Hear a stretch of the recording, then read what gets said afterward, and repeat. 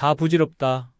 늙어서 혼자 살 준비하지 않으면 남은 인생이 지옥이 될 수도 있습니다.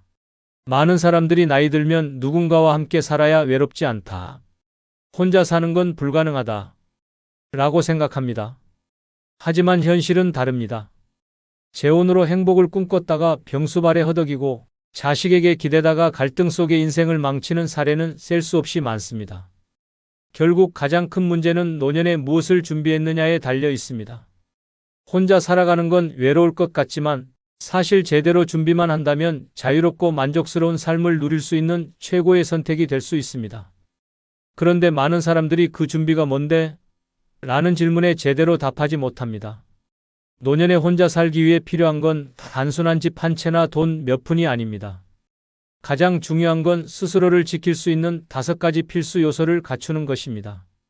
이 5가지를 제대로 준비하지 않으면 노년은 더 이상 황혼이 아닌 끝없는 고통이 될 수 있습니다. 남은 인생, 내가 내 주인이 될 수 있는 방법은 무엇일까요? 지금부터 그 해답을 찾아봅시다. 구독, 좋아요 누르시면 시작하겠습니다. 첫 번째, 이기심입니다. 노년에는 적당한 이기심을 갖추는 것이 생존의 기술이자 행복의 비결입니다. 많은 사람들은 나이가 들수록 자신을 희생하려는 경향이 강해집니다.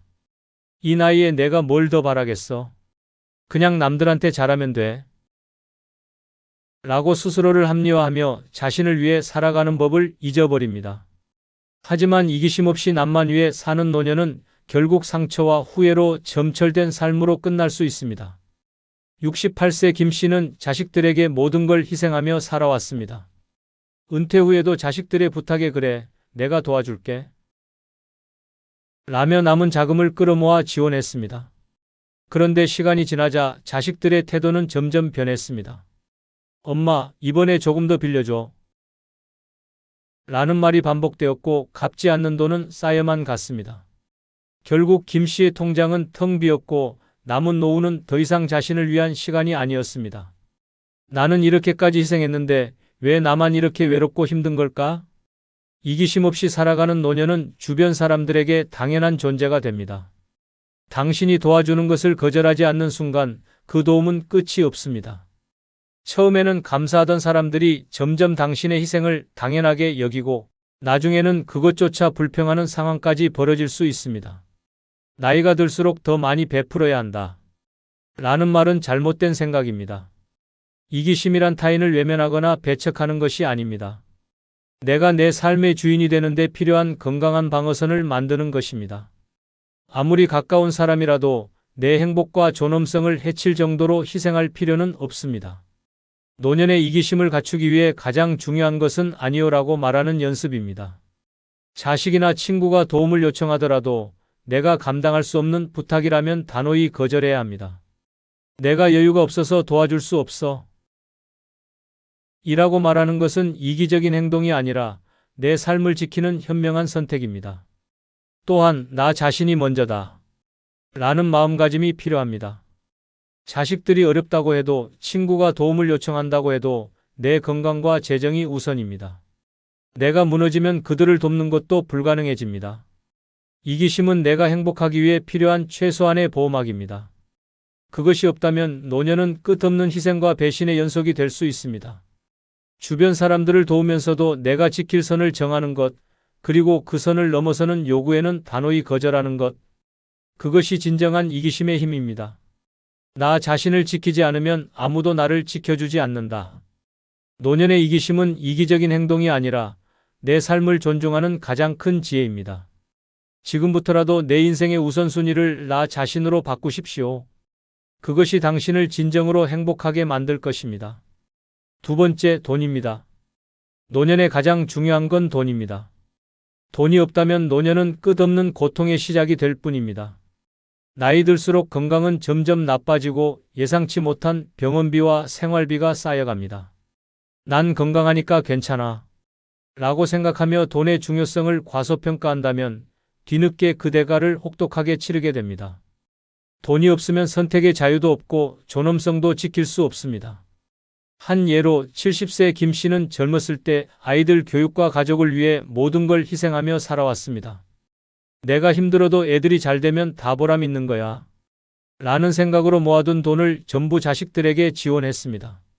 하지만 정작 자신이 병에 걸렸을 때 자식들은 우리도 지금 사정이 어려워요. 라며 등을 돌렸습니다. 김 씨는 병원비를 감당하지 못해 값싼 요양병원에 들어갔고 거기서 내가 이렇게 비참한 노후를 보낼 줄은 몰랐어. 라며 한탄했습니다. 돈은 단순한 생계의 문제가 아닙니다. 돈이 없으면 인간관계도 무너집니다. 친구들과의 모임에 나가고 싶어도 돈이 없으면 자연스럽게 멀어지게 됩니다. 나중에 모아둔 돈이야 뭐 필요하겠어? 라고 생각한다면 나이가 들어서야 깨닫게 될 것입니다. 돈이 없는 사람은 결국 사회에서 고립된다는 사실을요. 돈은 단순히 물질적인 것을 넘어서 존엄성을 지켜주는 마지막 방패입니다. 내가 선택할 수 있는 여지를 남기고 내 삶의 주인이 되게 해줍니다. 돈이 있으면 좋은 병원을 선택할 수 있고 더 나은 환경에서 노년을 보낼 수 있습니다. 하지만 돈이 없다면 선택권은 없고 그저 상황에 끌려다닐 뿐입니다. 노년에 돈을 준비하는 것은 사치가 아니라 생존입니다. 더 이상 돈을 벌 수 없는 나이에는 과거의 선택들이 현재를 결정합니다. 하지만 중요한 것은 얼마나 많느냐가 아닙니다. 내가 가진 돈을 어떻게 관리하고 지키느냐가 핵심입니다. 돈을 지키는 가장 좋은 방법은 욕심을 버리고 필요 이상으로 베풀지 않는 것입니다. 자식에게 무조건적인 지원을 하는 것도 친구의 부탁을 거절하지 못하는 것도 노년의 가장 큰 재앙이 됩니다. 돈이 많지 않더라도 나 자신을 위해 쓰고 내 삶을 지키는 데 집중해야 합니다. 돈이 없다면 자유도 없습니다. 돈이 없다면 사람들로부터 존중받지도 못합니다. 그리고 돈이 없다면 당신의 노후는 당신의 것이 아니라 타인의 손에 맡겨지게 됩니다. 노년을 스스로 책임지고 존엄성을 유지하며 살고 싶다면 지금 당장 돈을 관리하고 지키는 방법을 준비해야 합니다. 돈이 다가 아니다라는 말은 젊은 사람들만 할 수 있는 사치입니다. 나이가 들수록 돈은 다가 됩니다. 그게 현실입니다. 돈이 당신을 지켜주고 당신을 존중받게 만들어줍니다. 노년의 행복은 결국 돈에서 시작된다는 사실을 잊지 마세요. 세 번째, 건강입니다. 노년의 가장 잔인한 현실은 건강을 잃는 순간 모든 것이 무너진다는 사실입니다. 돈이 있어도 건강이 없다면 무슨 소용이 있을까요? 아무리 큰 저택에 살고 값비싼 음식을 먹을 수 있다고 해도 침대에서 일어나지 못하거나 병원에 갇혀 있어야 한다면 그것은 더 이상 삶이 아니라 고통입니다. 노년의 행복은 결국 건강 위에 세워지는 법입니다. 70세의 정 씨는 젊었을 때 평생을 일에만 몰두하며 건강을 소홀히 했습니다. 일할 때는 건강 생각할 시간이 어디 있어? 먹고 살기 바쁜데? 라는 생각으로 술자리도 마다하지 않고 운동은커녕 제대로 된 식사조차 챙기지 않았습니다. 그런데 은퇴 후 갑자기 찾아온 건강 문제는 그의 인생을 송두리째 바꿔놨습니다. 허리 디스크와 당뇨, 고혈압까지 한꺼번에 찾아왔고 병원비는 끝없이 늘어났습니다.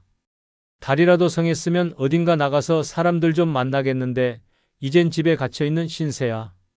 정 씨는 더 이상 자신을 돌볼 힘조차 없었고 그의 노후는 병원과 약봉투 사이에서 보내는 시간이 전부가 되었습니다.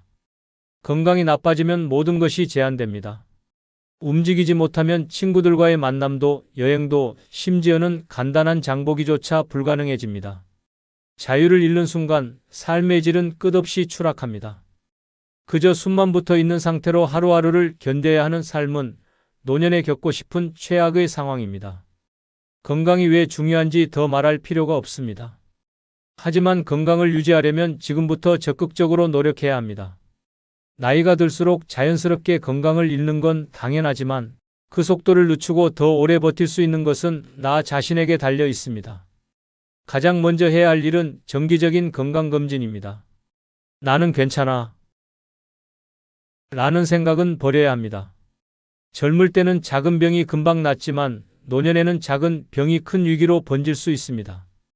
검진을 통해 내 몸의 상태를 정확히 알고 미리 대비하는 것이 중요합니다. 두 번째는 규칙적인 운동입니다. 거창한 운동이 아니라 매일 가벼운 걷기나 스트레칭으로도 충분합니다. 움직이지 않으면 몸은 굳어지고 굳어진 몸은 점점 더 움직이기 어려워집니다.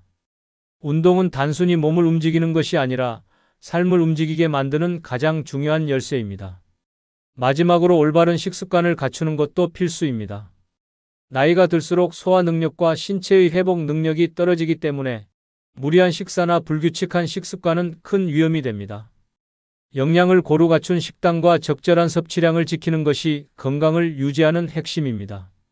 건강을 잃으면 노후는 고통이 됩니다. 병원과 약봉투 속에 갇히고 간병인이 필요해지며 내 삶은 내 것이 아니게 됩니다.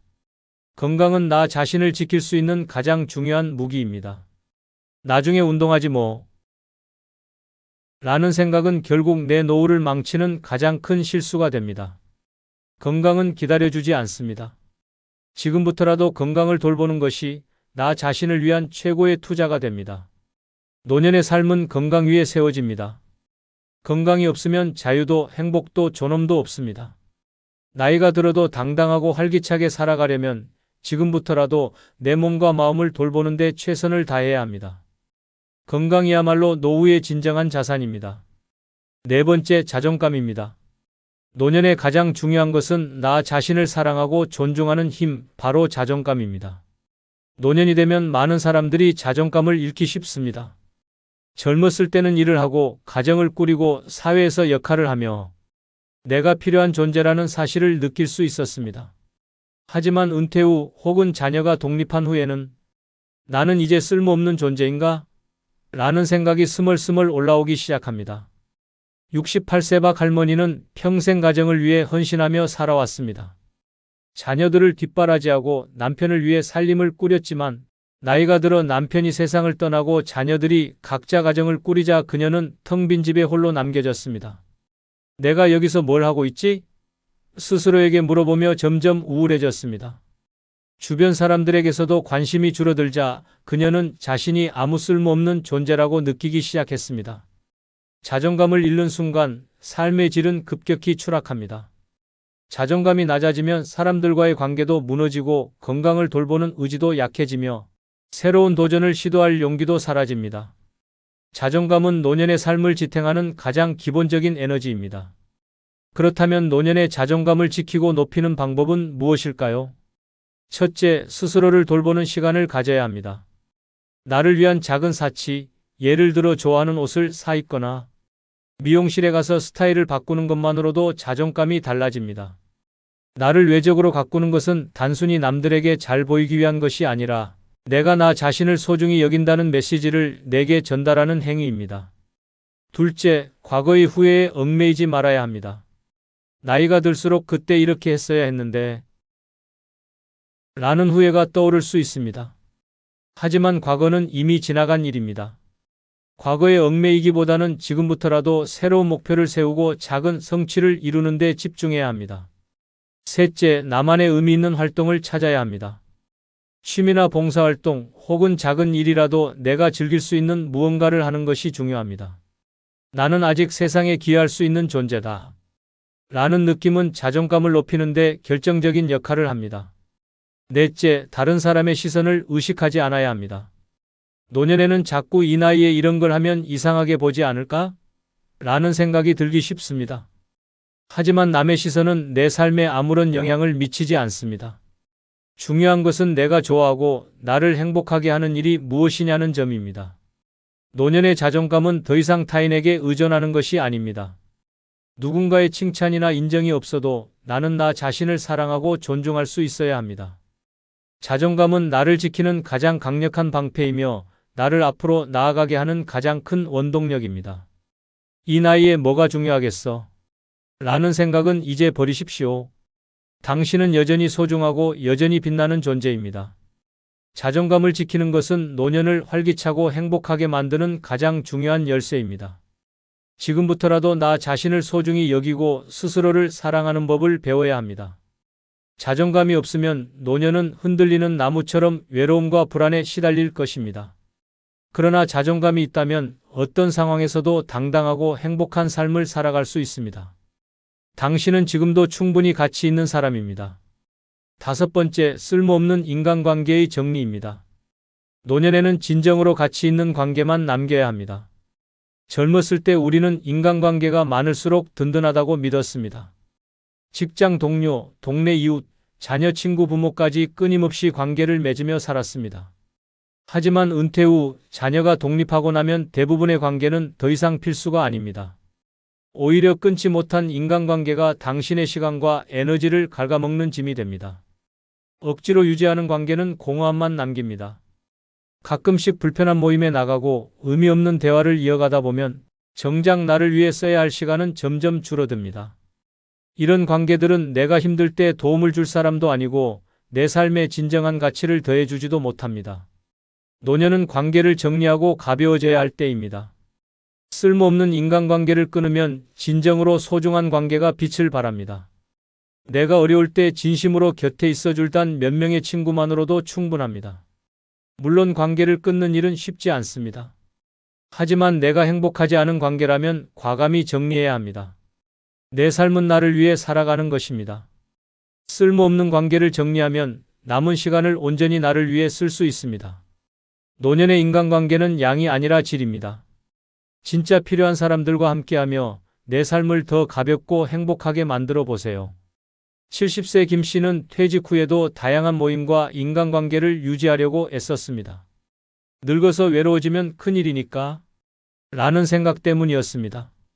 그는 매주 동창회에 나가고 동네 사람들과의 모임에도 빠지지 않았습니다. 하지만 시간이 지날수록 그 관계들이 자신을 행복하게 해주지 않는다는 사실을 깨달았습니다. 이 사람들과 만나면 항상 똑같은 얘기뿐이야. 어디가 아프다, 누가 잘됐다, 누가 못됐다. 어느 순간 김 씨는 깨달았습니다. 이 많은 관계가 내게 진정 필요한가? 진짜 필요한 순간, 예를 들어 몸이 아프거나 정신적으로 힘들 때, 그 모임 사람들 중 누구도 진심으로 그의 곁에 있어 주지 않았습니다. 대신 그는 의외로 가까운 친구 한 명이 병원에 데려가 주고 함께 고민을 나눠줬던 기억을 떠올렸습니다. 내가 아프거나 힘들 때 진짜로 내 옆에 있어줄 사람은 단 한두 명이면 충분하다. 쓸모없는 인간관계를 끊는 것은 단순히 사람을 멀리하는 것이 아닙니다. 내게 진정한 가치를 주는 관계를 남기고 나를 소모시키는 관계를 정리하는 것입니다. 노년에는 시간과 에너지가 가장 소중한 자원입니다. 아무 의미 없는 모임에 나가고 거칠에만 있는 관계를 유지하려고 애쓰는 것은 그 자원을 낭비하는 일일 뿐입니다. 그렇다고 모든 관계를 끊으라는 뜻은 아닙니다. 내가 아플 때 혹은 정말 외로울 때 진심으로 곁에 있어줄 사람 몇 명만 남기면 됩니다. 중요한 것은 숫자가 아니라 질입니다. 쓸모없는 인간관계를 정리하려면 먼저 내게 어떤 감정을 주는지 점검해야 합니다. 만났을 때 스트레스를 주거나 억지로 유지하려고 애쓰는 관계는 과감히 끊어야 합니다. 진정한 친구라면 서로의 삶을 존중하며 자연스럽게 이어지는 법입니다. 노년에는 주변의 거칠의 관계를 모두 정리하고 진짜 내게 필요한 사람들과 깊은 유대를 맺는 것이 중요합니다. 그런 친구 한 두 명만으로도 외롭지 않은 노년을 보낼 수 있습니다. 그들이 내 곁에 있는 한 나는 절대로 고립되지 않을 것입니다. 쓸모없는 관계를 끊어야 진정한 관계가 빛을 발한다. 지금 당장 내 인간관계를 돌아보고 내게 정말 필요한 사람만 남기세요. 그것이 노년을 자유롭고 행복하게 만들어줄 가장 큰 비결입니다. 늙어서 혼자 사는 것이 두렵고 외로울 것 같다는 생각이 들 수도 있습니다. 하지만 진정으로 중요한 5가지를 준비하면 노년은 누구보다 자유롭고 당당하게 살아갈 수 있는 최고의 시간이 됩니다. 위에 설명한 5가지는 혼자서도 충분히 행복하고 만족스러운 삶을 만들어줄 열쇠입니다. 지금까지는 가족과 사회를 위해 헌신하며 살아왔다면 이제는 오롯이 자신을 위한 삶을 살아야 할 때입니다. 혼자라서 외로운 것이 아니라 준비되지 않은 채로 혼자가 되면 외로워진다. 라는 사실을 기억하세요. 노년은 끝이 아닙니다. 새로운 도전과 성장을 시작할 수 있는 시간입니다. 내 삶의 주인이 되어 내 선택과 의지로 하루하루를 채워나가는 것. 그것이야말로 진정한 행복의 시작입니다. 용기를 내십시오. 지금부터라도 자신을 위한 준비를 시작한다면 당신의 노년은 누구보다 찬란히 빛날 것입니다. 혼자서도 충분히 행복하고 혼자여서 더 자유로운 인생이 당신을 기다리고 있습니다. 마지막으로 구독, 좋아요 부탁드립니다. 나이가 들면 다 부질없다고요? 아닙니다. 잘못된 제온만큼 인생을 지옥으로 만드는 일도 없습니다. 사랑한다고 믿었고 함께라면 외롭지 않을 거라 생각했습니다. 하지만 현실은 달랐습니다. 김 씨는 노년에 평생을 후회할 재혼을 하게 됩니다. 혼자는 외롭다는 불안감에 서둘러 배우자를 맞이한 김 씨. 처음에는 행복했습니다. 함께 밥을 먹고 이야기를 나누고 외롭지 않다는 사실에 위안을 얻었죠. 하지만 얼마 지나지 않아 진실이 드러납니다. 상대방이 감추고 있던 끔찍한 속셈, 충격적인 비밀들, 노년을 지옥으로 만드는 현실이 김 씨를 덮쳐옵니다. 재혼이 행복을 보장한다고요? 천만에요. 김 씨는 자신의 재혼이 배우자의 빚더미에 올라타는 것이라는 사실을 알게 됩니다. 재산을 빼앗기고 가족 간 갈등이 불거지고 병수발까지 떠맡는 현실. 이제는 돌이킬 수도 없습니다. 김 씨는 후회합니다. 그냥 혼자 사는 게 더 나았을걸. 하지만 이미 늦었습니다. 이제부터 시작입니다. 김 씨가 겪은 끔찍한 재혼의 현실 하나씩 파헤쳐 보겠습니다. 노년의 재혼을 꿈꾸는 사람이라면 이 이야기를 끝까지 보십시오. 잘못된 선택 하나가 남은 인생을 어떻게 망칠 수 있는지 똑똑히 알게 될 겁니다. 구독과 좋아요 누르시면 시작하겠습니다. 김 씨는 70세에 재혼을 결심했다. 평생 일만 하고 살아왔고 아내를 먼저 떠나보낸 뒤 외로움이 점점 커져갔다. 혼자 밥을 먹는 것도 싫고 명절 때 텅 빈 집이 더 이상 견딜 수 없었다. 남들처럼 나도 누군가와 다시 함께 할 수 있을까? 이 고민 끝에 김 씨는 새로운 배우자를 찾기로 결심했다. 지인의 소개로 만난 67세 박 씨. 그녀는 처음부터 다정했고 외로운 김 씨의 마음을 완전히 흔들어 놓았다. 이제 혼자 살지 마세요.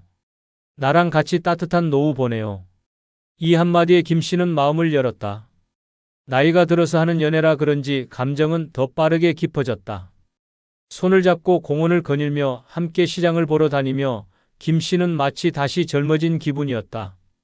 이제 외로울 일 없겠다. 그렇게 그는 생각했다. 하지만 그게 얼마나 위험한 착각이었는지 그때는 몰랐다. 결혼 후 행복한 시간은 고작 한 달뿐이었다. 김 씨는 조금씩 박 씨의 이상한 행동을 눈치채기 시작했다. 첫째, 그녀는 늘 돈 문제를 언급했다. 우리 노후엔 돈이 필요해요. 집도 좀 손봐야 하고 생활비도 모아야죠. 둘째, 그녀는 김 씨의 재산 상태를 집요하게 물었다. 예전에 사업하셨다면서요? 집도 있으시고 연금도 받으시겠네요? 김 씨는 크게 신경 쓰지 않았다. 하지만 이 모든 게 덫이라는 걸 그는 깨닫지 못했다. 그리고 한 달 후 김 씨는 박 씨가 자신을 노리고 결혼했다는 사실을 알게 된다. 이제 막 시작된 결혼 생활이 지옥으로 변하기 시작했다. 김 씨는 결혼 후 한 가지 이상한 점을 느꼈다. 박 씨는 늘 돈이 필요하다고 말했다. 생활비가 부족해요. 이건 좀 도와주세요. 김 씨는 애초에 돈을 넉넉히 준비한 상태였기에 왜 돈이 계속 모자란 거지? 라는 의문이 들었다. 그러던 어느 날 그는 충격적인 사실을 알게 된다. 박 씨는 그에게 빚을 지고 있었다. 그것도 단순한 생활비 대출이 아니라 과거의 사업 실패로 인해 남은 엄청난 빚이었다. 김 씨는 이 사실을 박 씨에게 직접 들은 게 아니라 박 씨 몰래 우연히 본 우편물에서 알게 되었다. 그 편지에는 빚 독촉장이 있었다. 이게 다 뭐야? 김 씨가 따져 묻자 박 씨는 처음엔 당황하다가 이내 태연하게 말했다. 아, 그거요? 예전에 좀 힘들 때 빚을 졌어요. 근데 걱정하지 마세요. 내가 해결할 거예요. 하지만 김 씨는 그 말이 거짓이라는 걸 본능적으로 느꼈다. 그리고 몇 주 후 박 씨는 본색을 드러냈다. 당신이 좀 도와주면 안 돼요? 같이 사는 부부인데 서로 돕고 살아야죠. 처음에는 작은 금액이었지만 점점 더 큰 금액을 요구하기 시작했다. 내가 당신을 위해 희생하는 게 얼만데 이 정도도 못 해줘요? 김 씨는 고민에 빠졌다. 내가 이 사람을 사랑한다고 생각했는데 설마 돈 때문에 나랑 결혼한 건가? 그 순간 김 씨는 깨달았다. 이 결혼 뭔가 크게 잘못됐다. 하지만 그는 아직 빠져나올 생각을 하지 못했다. 이제 겨우 2달 차인데 이 결혼을 끝내야 할까? 아니면 참고 버텨야 할까? 김 씨의 악몽은 이제 막 시작되고 있었다. 김 씨는 결혼 후 2달 만에 이상한 점을 또 하나 발견했다. 통장 잔고가 줄어들고 있었다. 원래 노후를 대비해 꾸준히 모아둔 돈이 있었지만 결혼 후 생활비라는 명목으로 점점 줄어들고 있었던 것이다. 처음엔 큰 걱정을 하지 않았다. 부부가 함께 살면 생활비가 늘어나는 건 당연하지. 그렇게 생각했다. 하지만 뭔가 이상했다. 자잘한 지출뿐만 아니라 한 번에 큰 돈이 빠져나가는 일이 많아졌다. 어느 날 김 씨는 결정적인 장면을 목격했다. 박 씨가 자신 몰래 김 씨의 통장에서 돈을 인출하고 있었던 것이다. 이게 뭐 하는 짓이야? 김 씨가 소리를 지르자 박 씨는 당황한 표정을 짓더니 오히려 화를 냈다. 아니, 부부끼리 이 정도도 못 해줘요? 내가 뭐 남이야? 그 말에 김 씨는 순간 할 말을 잃었다. 정말 이게 정상적인 부부의 모습일까? 그는 생각했다. 하지만 박 씨는 멈추지 않았다. 당신이 돈 걱정 안 하게 내가 다 알아서 할 테니까 그냥 믿어요. 그렇게 말하며 돈 관리는 자신이 하겠다고 주장했다. 김 씨는 순간적으로 망설였다. 이 사람을 믿어야 하나? 정말 다 내 행복을 위해서 하는 일인가? 하지만 그 순간 김 씨의 본능이 경고를 보냈다. 이거 잘못됐다. 하지만 이미 김 씨의 돈은 절반 이상 사라지고 있었다. 그리고 김 씨는 점점 박 씨에게 휘둘리기 시작했다. 이제 와서 헤어질 수도 없잖아. 그렇게 생각하는 순간 그는 이미 박 씨의 덫에 완전히 걸려든 것이었다. 김 씨는 결혼 6개월 차가 되면서 박 씨가 더 이상 숨기지도 않는다는 사실을 깨달았다. 이제는 돈을 요구하는 것이 너무도 당연하다는 듯 행동했다. 처음엔 미안한 척이라도 하더니 이제는 대놓고 김 씨의 지갑을 터는 일이 일상이 되어버렸다. 이번 달 카드값이 많이 나왔어. 당신이 좀 메꿔줘. 우리 집 인테리어 좀 바꿔야겠어. 돈 좀 내줘. 당신 연금 얼마 나오더라? 그거 다 나한테 주면 내가 관리할게. 김 씨는 처음엔 계속 거절했다. 하지만 박 씨는 거절을 용납하지 않았다. 나랑 사는 게 후회돼. 돈이 그렇게 아까우면 이혼해. 이 말에 김 씨는 멍해졌다. 이혼이라니? 처음에는 함께하면 외롭지 않을 거라 생각하고 시작한 결혼인데 이제는 돈 문제로 협박을 받는 신세가 된 것이다. 그리고 결정적인 사건이 터졌다. 어느 날 김 씨가 은행에 갔다가 동네 주민에게 뜻밖의 이야기를 듣게 되었다. 아이고 아저씨, 부인 되시는 분이 여기 은행에서 당신 앞으로 대출 받을 수 있는지 문의하셨던데요. 그 순간 김 씨는 머리가 띵해졌다. 박 씨가 김 씨의 이름으로 돈을 빌리려 했다는 것. 김 씨는 그제야 박 씨가 처음부터 돈을 노리고 결혼했다는 사실을 확신하게 되었다. 하지만 이미 늦었다. 이제 김 씨는 완전히 박 씨의 덫에 걸려버린 상태였다. 빠져나갈 방법은 없을까? 이 결혼을 깨고 다시 자유를 찾을 방법은 없는 걸까? 김 씨의 악몽은 이제 점점 더 깊어지고 있었다. 김 씨는 이제 벼랑 끝에 서 있었다. 박 씨가 자신의 이름으로 대출을 받으려 했다는 사실을 알고 나서야 이 결혼이 완전히 잘못되었다는 걸 확신했다. 집도 박 씨가 반은 자기 몫이라고 주장하고 있었다. 심지어 김 씨가 조금이라도 반항하려 하면 박 씨는 더 큰 목소리로 소리를 질렀다. 내가 당신한테 얼마나 잘했는데 이제 와서 날 버리겠다고? 나 없이 살 자신 있어? 당신 혼자 살다가 죽으면 장례나 치러줄 사람 있겠어? 김 씨는 그 말을 듣고 멍해졌다. 맞는 말 같기도 했다. 지금 박 씨와 헤어진다면 다시 혼자가 되는 것이다. 그런데 생각해보니 이 결혼을 유지한다고 해서 행복할 것도 없었다. 박 씨는 김 씨를 진짜 남편으로 생각하지 않았다. 그저 돈줄로만 보고 있었을 뿐. 김 씨는 점점 극단적인 생각을 하기 시작했다. 이대로 죽을 때까지 돈만 뜯기다가 끝나는 걸까? 그냥 내 모든 걸 포기해야 할까? 그런 고민이 머릿속을 가득 채웠다. 그러다 어느 날 결정적인 사건이 터졌다. 김 씨는 우연히 박 씨가 다른 사람과 통화하는 것을 듣게 되었다. 응, 돈은 거의 다 정리했어. 이제 저 인간이 남은 집까지 내주면 끝이야. 김 씨는 그 말을 듣고 피가 거꾸로 솟는 느낌이었다. 박 씨는 처음부터 이혼할 계획이었다. 모든 재산을 빼앗고 김 씨를 빈털터리로 만든 뒤 자신은 떠날 계획이었던 것이다. 그 순간 김 씨는 결심했다. 더 이상 이렇게 당하고만 있을 수 없다. 박 씨보다 한 수 먼저 움직여야 한다. 그리고 김 씨는 인생에서 가장 큰 결정을 내리게 된다. 김 씨는 박 씨에게 들키지 않도록 조용히 계획을 세웠다. 재산을 지키기 위해 남아있는 돈을 정리하고 법적인 도움을 받을 방법을 찾기 시작했다. 처음엔 너무 늦은 것 같았지만 김 씨는 포기하지 않았다. 첫 번째로 변호사를 찾아갔다. 김 씨는 지금까지의 모든 상황을 설명했고 변호사는 단호하게 말했다. 당장 재산을 보호해야 합니다. 그리고 상대방이 재산 분할을 주장하지 못하도록 서류 정리를 하셔야 해요. 김 씨는 변호사의 조언을 받아들여 자신의 남은 돈을 보호하는 법적 조치를 취했다. 그리고 박 씨가 몰래 가져간 돈에 대한 증거를 확보했다. 통장 거래 내역, 박 씨가 김 씨 몰래 빼돌린 돈, 대출 시도까지 모두 증거를 모았다. 두 번째로 주변의 도움을 받았다.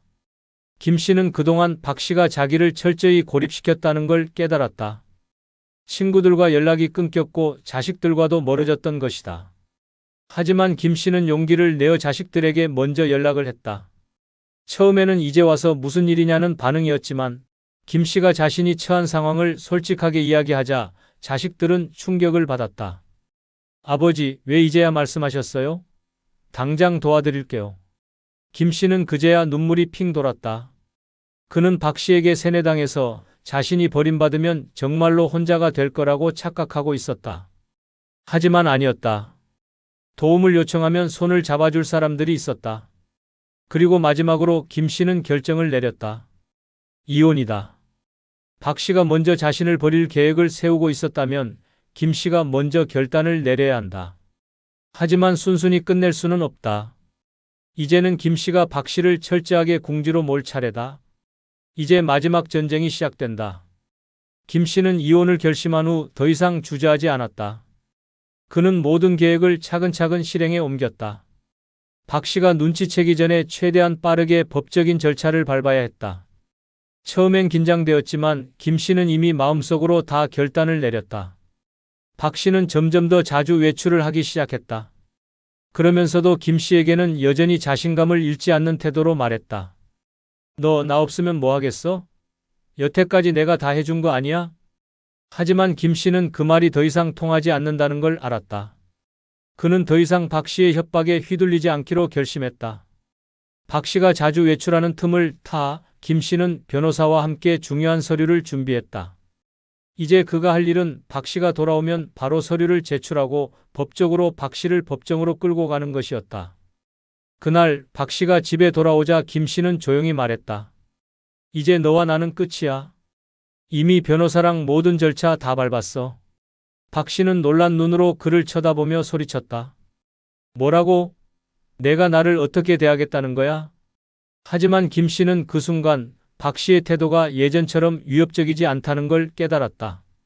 그는 더 이상 두려워하지 않았다. 그는 이제 오히려 박 씨가 불안해하는 걸 즐기고 있었다.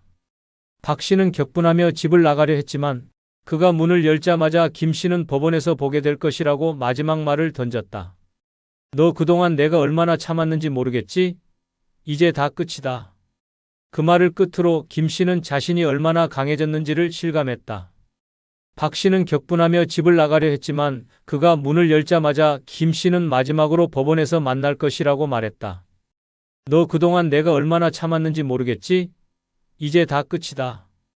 김 씨는 그 말을 던지며 박 씨가 집을 떠난 직후 즉시 이혼 소송을 제기했다. 그동안 박 씨의 불법적인 재산 은닉과 감정적 학대에 대해 철저히 준비해 왔다. 김 씨의 자식들은 사건을 진행하는 데 중요한 역할을 했다. 큰 아들이 친구가 유명한 변호사였고 그의 헌신적인 도움으로 법적 대응을 강하게 준비할 수 있었다.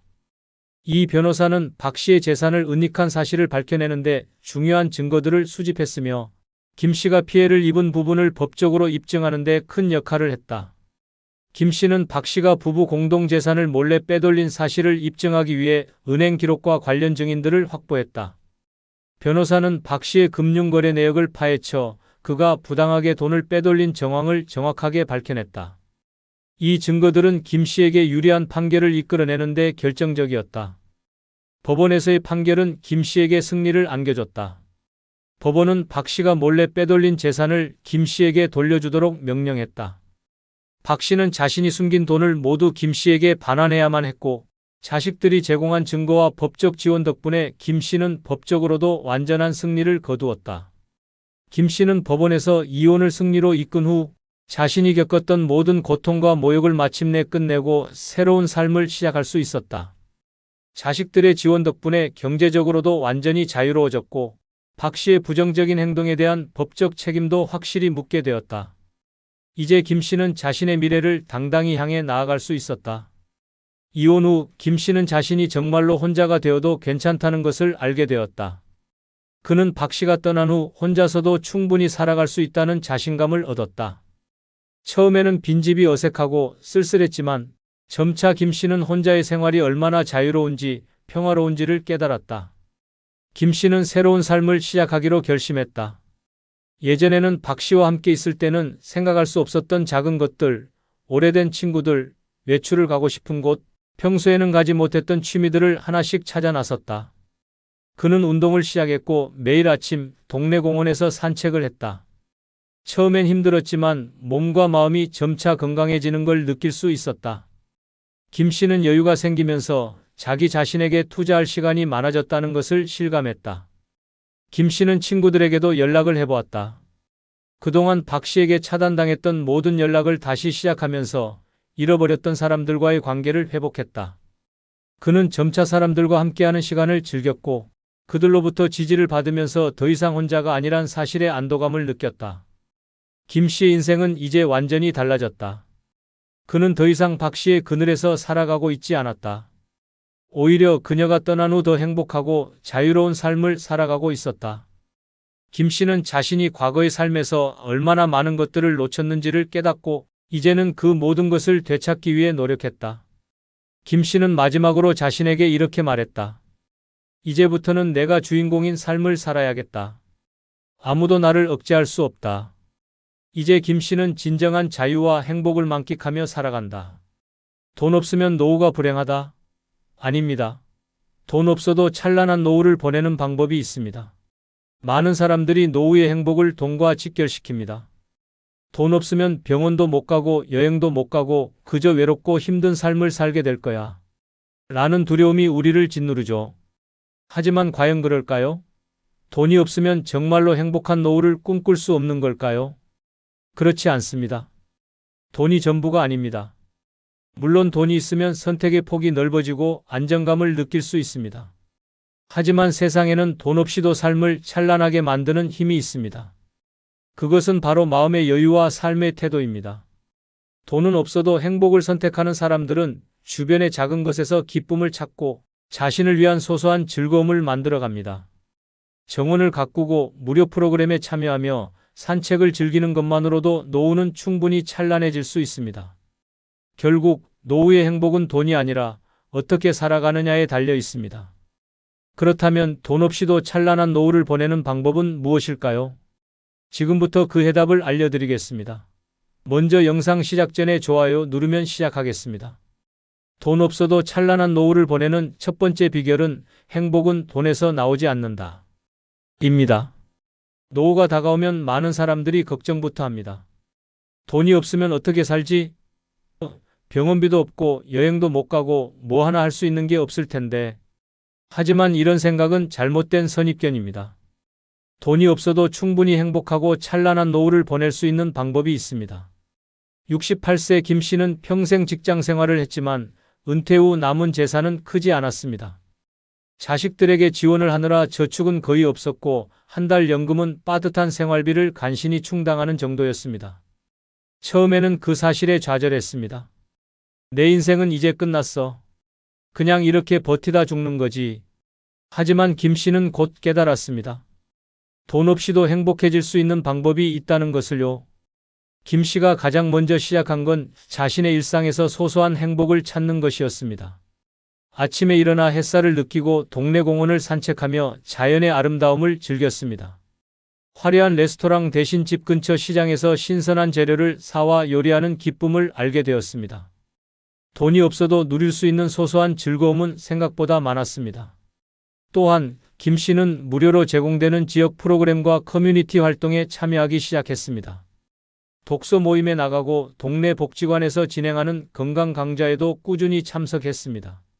새로운 사람들과 교류하며 그는 세상은 여전히 재미있는 일들로 가득하다는 것을 느꼈습니다. 돈이 많아야 행복할 거라는 생각은 착각입니다. 진짜 행복은 내 마음의 상태에서 시작됩니다. 작은 것에도 감사하고 지금 가진 것에서 만족을 찾는 태도는 돈이 없어도 삶을 찬란하게 만듭니다. 김 씨는 이제 이렇게 말합니다. 돈이 없다고 해서 불행할 필요는 없어. 내가 어떻게 하루를 보내느냐가 더 중요하더라고. 그의 일상은 특별한 지출 없이도 풍요롭고 따뜻합니다. 돈이 없으면 행복할 수 없다고 생각하나요? 그렇지 않습니다. 행복은 소유가 아니라 태도에서 나옵니다. 돈 없이도 충분히 찬란한 노후를 보낼 수 있습니다. 중요한 것은 돈이 아니라 당신이 어떻게 삶을 바라보느냐입니다. 지금부터라도 소소한 행복을 찾아보세요. 그것이 당신의 노후를 빛나게 만들 것입니다. 두 번째 비결은 관계를 활용하라. 의존이 아닌 교류로 만드세요. 입니다. 돈이 없을수록 인간관계는 삶의 중요한 자산이 됩니다. 하지만 여기서 중요한 건 단순히 사람을 많이 아는 게 아닙니다. 내 삶을 풍요롭게 만들어줄 건강한 관계를 맺고 그것을 잘 활용하는 것이 핵심입니다. 70세 정 씨는 은퇴 후 혼자 살며 빠듯한 연금 생활을 하고 있었습니다. 처음에는 돈 걱정 때문에 누구와도 연락을 끊고 집에 틀어박혀 있었습니다. 하지만 점점 외로움이 커지고 삶의 의미를 잃어가는 기분이 들었습니다. 어느 날 우연히 동네 모임에 나간 그는 새로운 사람들을 만났고 그들과의 관계가 그의 노후를 완전히 바꿔놓았습니다. 정 씨는 사람들과의 교류를 통해 다양한 도움과 정보를 얻었습니다. 한 친구는 근처 무료 건강검진 정보를 알려줬고 또 다른 친구는 저렴한 취미활동 장소를 추천해줬습니다. 그는 점점 더 많은 사람들과 연결되었고 그들로부터 삶의 활력을 얻었습니다.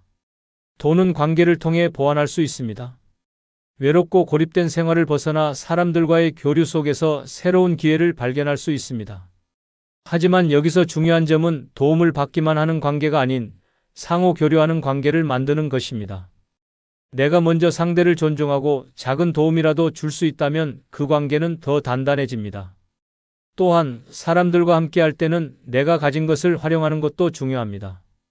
정 씨는 요리에 자신이 있었고 친구들을 초대해 소박한 음식을 대접했습니다. 내가 가진 작은 것으로도 행복을 나눌 수 있다. 는 사실이 그를 더 즐겁고 당당하게 만들었습니다. 노년의 인간관계를 활용하는 것은 단순히 사람들에게 의지하는 것이 아닙니다. 서로의 삶을 공유하며 필요한 도움을 주고받고 함께하는 기쁨을 느끼는 것입니다. 돈으로 살 수 없는 것은 진정한 인간관계에서만 얻을 수 있습니다. 정 씨는 이제 이렇게 말합니다. 돈보다 소중한 건 나를 이해해주고 함께 웃어줄 사람들이다. 그는 그 관계들을 통해 외로움을 극복했고 경제적으로도 더 나은 선택을 할 수 있었습니다. 돈이 없다고 혼자 고립되지 마세요. 사람들과의 관계를 통해 삶의 새로운 가능성을 발견할 수 있습니다. 돈이 아닌 사람 속에서 행복의 열쇠를 찾는 것, 그것이야말로 찬란한 노후를 보내는 두 번째 비결입니다. 돈 없어도 찬란한 노후를 보내는 세 번째 비결, 내가 지나온 세월을 사랑하라. 입니다. 노년이 되면 많은 사람들이 과거를 돌아보며 후회에 빠지곤 합니다. 그때 그렇게 하지 않았더라면 왜 나는 더 열심히 살지 못했을까? 라는 생각이 머릿속을 떠나지 않죠. 하지만 이런 후회는 현재의 나를 괴롭히고 앞으로 나아갈 힘을 갉아먹을 뿐입니다. 노후를 찬란하게 보내고 싶다면 먼저 내가 지나온 세월을 사랑하는 법을 배워야 합니다. 70세 김 씨는 은퇴 후 과거의 선택들을 끊임없이 되새겼습니다. 대학 진학을 포기한 것, 사업 실패로 잃은 돈, 자녀들에게 더 해주지 못한 것 등 과거의 결정들이 그의 마음을 무겁게 짓눌렀습니다. 그는 내 삶은 실패투성이야 라며 자신을 책망했고 이런 후회는 그의 노년을 우울하게 만들었습니다. 어느 날 김 씨는 오래된 사진첩을 꺼내 들었습니다. 사진 속 젊은 시절의 자신을 보며 문득 깨달았습니다. 그때도 나는 최선을 다했잖아. 그는 자신이 했던 노력과 선택이 그 순간의 최선이었다는 것을 인정하기 시작했습니다. 과거는 내가 오늘을 살아가는 바탕이 되었다. 김 씨는 그렇게 생각하기 시작하면서 마음의 짐을 내려놓았습니다. 후회 대신 과거의 경험에서 배운 교훈에 감사하며 지나온 세월도 내 삶의 일부이고 사랑할 가치가 있다. 는 태도로 변했습니다. 내가 지나온 세월을 사랑하는 것은 단순히 과거를 미워하는 것이 아닙니다. 내가 걸어온 길에 스스로에게 자부심을 느끼고 잘못된 선택까지도 내 삶을 더 단단하게 만들어준 경험으로 받아들이는 것입니다. 지나온 세월을 사랑하면 노후는 더 이상 후회와 자책의 시간이 아닙니다. 오히려 지금 이 순간을 더 풍요롭게 만드는 출발점이 됩니다. 과거를 사랑하는 마음이 들 때 현재의 내가 더욱 소중하게 느껴지고 앞으로의 삶도 더 긍정적으로 바라볼 수 있게 됩니다. 내가 겪었던 모든 순간이 지금의 나를 만든 것이다. 라는 마음으로 지나온 세월을 안아주세요. 돈이 없어도 내 인생을 사랑하는 법을 배우는 순간 당신의 노후는 찬란하게 빛날 것입니다. 돈 없어도 찬란한 노후를 보내는 네 번째 비결은 몸이 자산이다. 건강에 투자하라. 입니다. 돈이 부족한 노후에도 행복을 유지하는 가장 큰 비결 중 하나는 건강을 지키는 것입니다. 건강은 노후의 삶을 좌우하는 가장 중요한 자산입니다. 돈이 많아도 몸이 아프면 아무것도 누릴 수 없지만 건강하기만 하면 돈이 없어도 활기차고 만족스러운 삶을 살아갈 수 있습니다. 74세 박 씨는 퇴직 후 소박한 생활을 이어가고 있었습니다. 큰 지출을 할 수 있는 여유는 없었지만 매일 아침 동네 공원을 산책하며 건강을 관리하는 것이 그의 일상이었습니다. 그는 무료로 진행되는 지역 요가 강좌에 참여하고 집에서 간단한 스트레칭과 체력 운동을 병행했습니다. 내가 돈은 없어도 건강하니까 친구들과 만나고 산책도 다니고 맛있는 음식을 먹으며 하루하루를 즐길 수 있어요. 라고 그는 말합니다. 건강은 박 씨에게 단순히 아프지 않은 상태가 아니라 노후를 풍요롭게 만들어주는 원동력이었습니다. 노년의 건강은 비싼 병원비나 특별한 운동 장비 없이도 지킬 수 있습니다. 규칙적인 걷기 운동, 간단한 체조, 그리고 균형 잡힌 식사가 핵심입니다. 특히 과도한 약물 의존이나 불필요한 건강 보조제를 피하고 자연스럽게 건강을 유지하는 것이 중요합니다. 건강을 지키기 위해 나만의 루틴을 만들어야 합니다. 매일 일정한 시간에 산책을 하고 몸에 좋은 음식을 직접 만들어 먹으며 수면 시간을 규칙적으로 유지하는 것만으로도 삶의 질은 크게 향상됩니다. 또한 건강은 단순히 신체적인 것에만 국한되지 않습니다. 정신적인 건강도 노후를 찬란하게 만드는 중요한 요소입니다. 마음의 평화를 유지하고 스트레스를 줄이는 습관을 들이세요. 명상이나 심호흡 같은 간단한 방법으로도 정신적인 안정감을 얻을 수 있습니다. 노후에는 병원에 자주 가지 않도록 예방이 중요합니다. 정기 건강검진을 통해 몸 상태를 꾸준히 체크하고 작은 이상이라도 미리 발견하여 관리하면 큰 병으로 이어지는 것을 막을 수 있습니다. 박 씨는 이렇게 말합니다. 돈이 없으면 병원에 자주 가는 게 얼마나 부담되는지 몰라요. 그래서 저는 병원에 가지 않을 만큼 건강을 유지하려고 노력해요.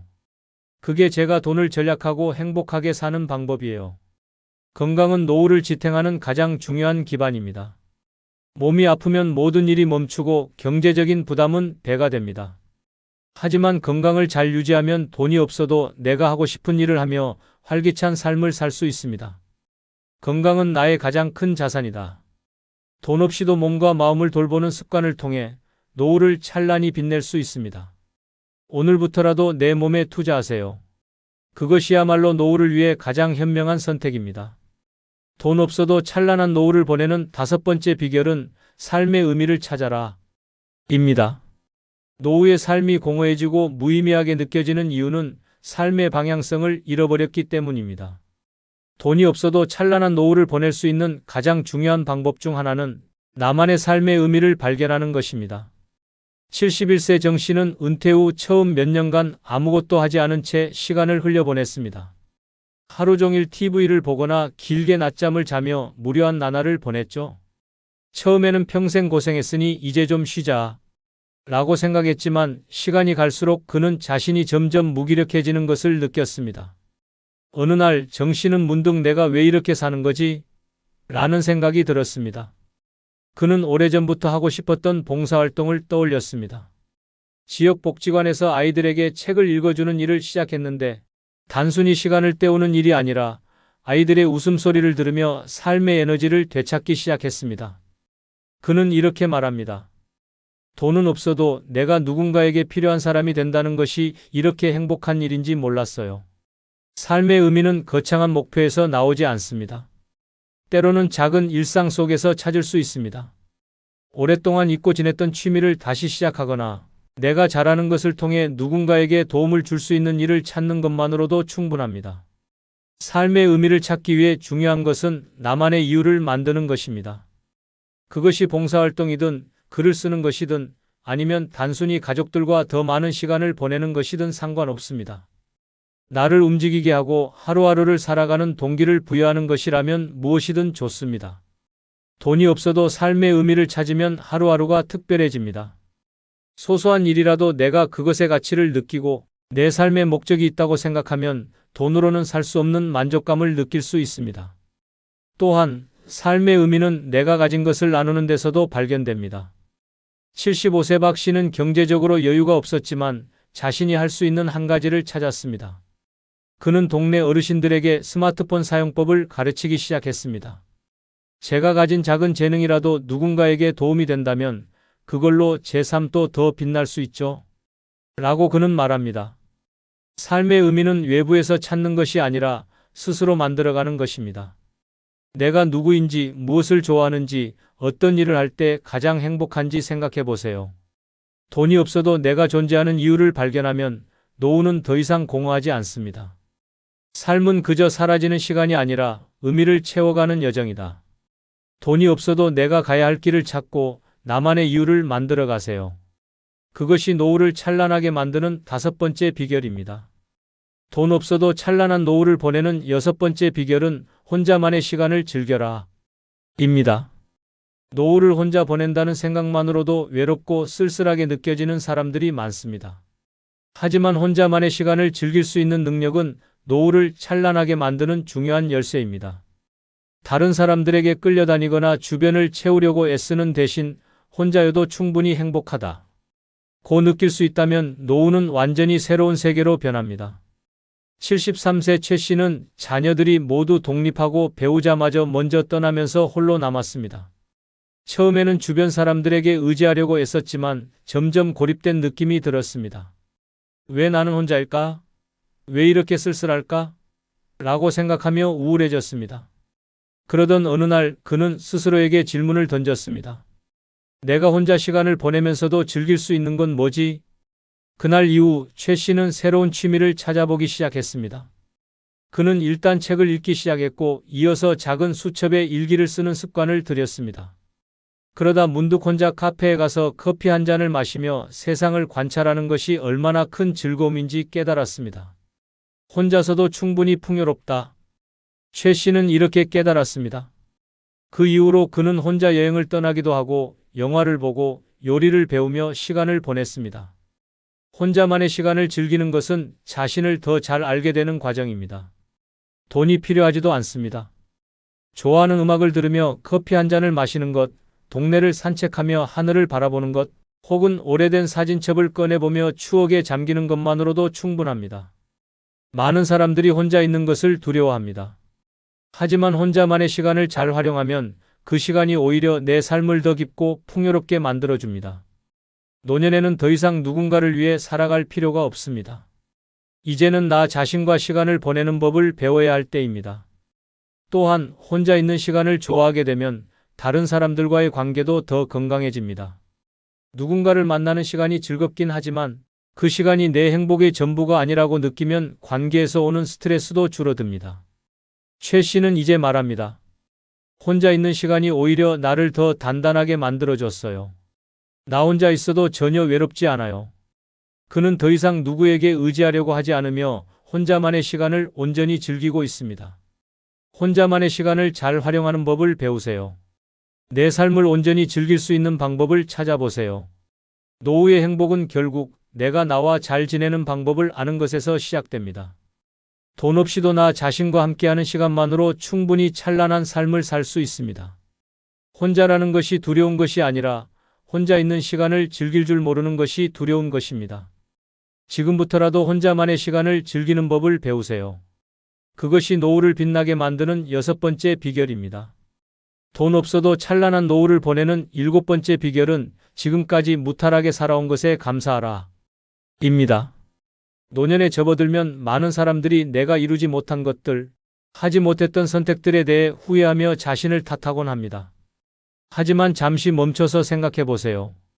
지금까지 살아오며 수많은 고비를 넘겼고 크고 작은 어려움 속에서도 여기까지 무탈하게 왔다는 사실 자체가 얼마나 놀라운 일인지 말입니다. 73세 박 씨는 늘 자신의 삶이 부족하다고 느꼈습니다. 젊은 시절 큰 성공을 거두지 못했고 자녀들을 완벽하게 뒷바라지하지 못했다는 생각에 늘 자책했습니다. 하지만 어느 날 친구와의 대화 중에 그래도 큰 병 한 번 없이 이렇게 살아왔다는 게 얼마나 큰 복인지 알아? 라는 말을 듣고 마음에 큰 울림을 느꼈습니다. 그는 자신의 삶을 돌아보며 깨달았습니다. 내가 가진 것에 감사하지 못하고 항상 없는 것만 바라보았구나.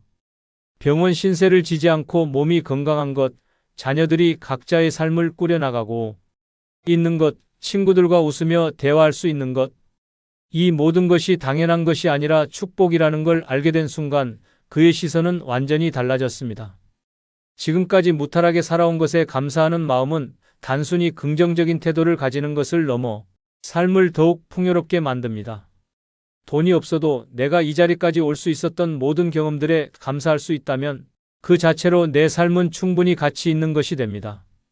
감사는 작은 것에서 시작됩니다.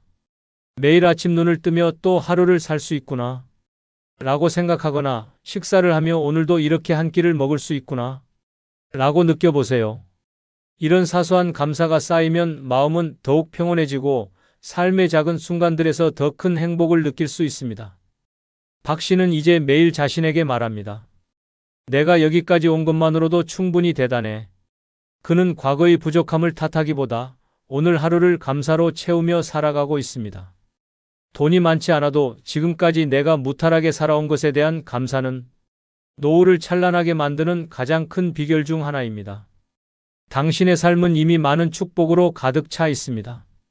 그것을 인정하고 감사하는 순간 당신의 노후는 더할 나위 없이 빛날 것입니다. 돈이 없으면 노후가 불행할 것 같다고요? 천만의 말씀입니다. 이제까지 살펴본 7가지 비결만 제대로 실행해도 당신의 노후는 누구보다 찬란하고 활기차게 변할 수 있습니다. 중요한 건 돈이 아니라 삶을 대하는 당신의 태도입니다. 행복은 호화로운 집이나 값비싼 여행에서만 나오는 것이 아닙니다. 소소한 즐거움을 발견하고 진정으로 가치 있는 관계를 맺고 무엇보다 자신을 돌보며 살아가는 태도에서 진짜 행복이 피어납니다. 건강한 몸, 소중한 관계, 나만의 의미를 찾는 삶은 돈이 없어도 충분히 누릴 수 있는 것들입니다. 돈이 없으면 내 삶은 초라하다 라는 생각은 버리세요. 오히려 내가 가진 것들로 얼마나 빛나게 살 수 있을까? 를 고민해야 합니다. 내 주변의 작은 것들, 일상에서 누릴 수 있는 소소한 행복은 결코 돈으로 살 수 없습니다. 이제는 노후를 두려워하지 마세요. 지금부터라도 나 자신을 위한 시간을 만들고 나만의 행복 비결을 찾아보세요. 돈 없어도 찬란한 삶은 충분히 가능합니다. 당신의 노후는 당신이 어떻게 살아가느냐에 달려 있습니다. 자, 이제부터 더 찬란한 노후를 위해 나만의 길을 만들어 보세요. 행복한 노후는 당신의 선택입니다. 이번 영상이 마음에 드셨다면 좋아요 꼭 눌러주십시오. 새해 큰 복 받으십시오. 65세 박 씨는 아내를 먼저 떠나보낸 후 10년 넘게 혼자 살아왔다. 처음에는 자유로운 혼자만의 생활이 편했지만 시간이 지날수록 외로움이 커졌다. 평생 같이 했던 사람 없이 늙어가는 게 이렇게 쓸쓸한 일이었나? 집안은 조용했고 밥을 차려 먹어도 대화할 사람이 없었다.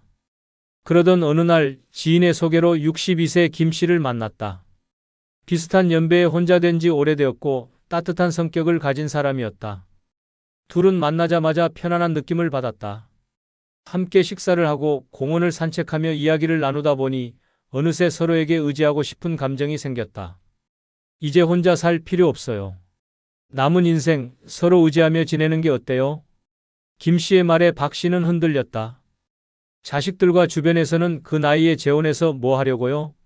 그냥 혼자가 속 편해요. 라고 말렸지만 박 씨는 더 이상 외로운 노년을 보내고 싶지 않았다. 누군가와 함께하는 삶이 더 행복할 것 같다. 는 생각이 들었고 결국 재혼을 결심했다. 재혼 후 정말 행복했다. 함께 장을 보고 집안일을 나눠하고 아침에 마주 앉아 차를 마시는 시간조차 소중하게 느껴졌다. 혼자 있을 때는 느끼지 못했던 따뜻함이 있었다. 역시 사람은 혼자 사는 게 아니구나. 박 씨는 그렇게 생각하며 오랜만에 안정된 삶을 찾은 듯했다. 결혼 후 박 씨는 오랜만에 따뜻한 가정을 되찾은 기분이었다. 혼자 먹던 밥상이 이제는 두 사람의 온기로 가득했고 아침마다 나누는 짧은 대화도 하루를 기분 좋게 만들었다. 김 씨는 다정한 사람이었다. 작은 일에도 고마워요. 라고 말하며 박 씨의 손을 꼭 잡았다. 함께 장을 보러 가면 이거 당신 좋아하잖아. 라며 박 씨의 취향을 먼저 챙겼고 공원에서 산책할 때면 나란히 걸으며 이제 남은 인생 천천히 같이 가요. 라고 미소 지었다. 둘은 마치 젊은 연인처럼 지냈다.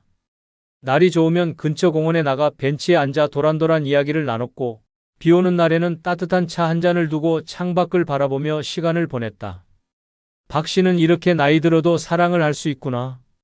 라고 마음 깊이 행복을 느꼈다. 매일 아침 두 사람은 마주 앉아 커피를 마시며 오늘은 뭘 할까? 이야기했다. 가끔은 가까운 곳으로 여행을 떠났고 별다른 계획이 없는 날에는 집에서 팔베개를 하고 서로의 젊은 시절 이야기를 나누며 웃었다. 외롭던 지난 시간들이 무색할 정도로 박 씨는 새롭게 얻은 삶을 만끽하고 있었다. 이제 더 이상 외롭지 않았다. 누군가와 함께 살아간다는 것, 그리고 사랑을 나누며 하루하루를 보낼 수 있다는 것이 박 씨에게는 너무도 소중한 일이었다. 그는 행복했다. 아니, 적어도 그때까지는 그랬다. 하지만 그 행복은 오래가지 않았다. 어느 날 김 씨가 심한 기침을 하기 시작했다. 처음에는 단순한 감기라고 생각했다. 하지만 기침은 점점 심해졌고 밤에도 자다 말고 숨을 헐떡이며 깨어나는 일이 많아졌다. 박 씨는 걱정이 되어 병원에 가보자고 했지만 김 씨는 괜찮아요. 나이 들면 다 그래요. 라며 손사래를 쳤다. 하지만 얼마 후 피를 토하면서 쓰러지고 말았다. 급히 병원으로 달려간 박 씨는 불안한 마음으로 검사 결과를 기다렸다. 그리고 의사의 입에서 나온 한마디가 박 씨의 모든 기대를 무너뜨렸다. 말기 폐암입니다. 이미 많이 진행된 상태입니다. 박 씨는 순간 귀를 의심했다. 뭐라고요? 말기라고요? 김 씨는 당황한 기색 없이 고개를 숙이고 있었다. 그때 박 씨는 이상한 기분이 들었다. 그리고 불길한 예감이 맞아떨어졌다. 김 씨는 이미 자신이 병에 걸렸다는 사실을 알고 있었다. 병원에서 나오는 길, 박 씨는 멍한 표정으로 김 씨를 바라봤다. 이걸 알면서도 나와 결혼한 겁니까? 김 씨는 한숨을 쉬며 입을 열었다. 혼자가 너무 싫었어요. 그리고 아문 줄은 몰랐어요. 그제야 모든 것이 이해됐다. 재혼을 서두르던 이유, 건강검진을 피하던 태도, 잦은 기침까지 박 씨는 숨이 막혀왔다. 자신이 지금까지 쌓아온 새로운 행복이 속임수 위에 세워진 모래성이었다는 사실이 충격적이었다. 하지만 이미 늦었다. 결혼 서류는 접수되었고 그는 이제 환자의 남편이었다. 병수발과 끝없는 경제적 부담, 그리고 무너지는 정신까지 박 씨의 인생은 그날부터 지옥으로 변하기 시작했다. 병원에서 돌아온 날, 박 씨는 밤새 잠을 이루지 못했다. 이제 어떻게 해야 하지? 머릿속이 복잡했다.